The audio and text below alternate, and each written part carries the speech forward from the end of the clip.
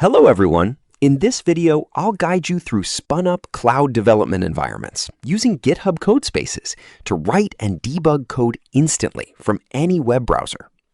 Imagine having a fully configured high-performance computer ready to code inside your internet browser tab without ever needing to install heavy local developer tools. Launch this cloud experience by opening your browser, logging into github.com, and navigating directly into the specific repository you want to develop. Spot the bright green Code button at the top right of your project file listing, click it, and look past the traditional local cloning options to select the dedicated Codespaces tab.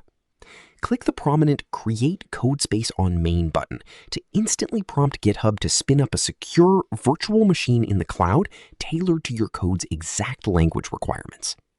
Within moments, a full-featured instance of Visual Studio Code initializes directly inside your browser window, complete with an integrated terminal, pre-configured dependencies, and your active repository files.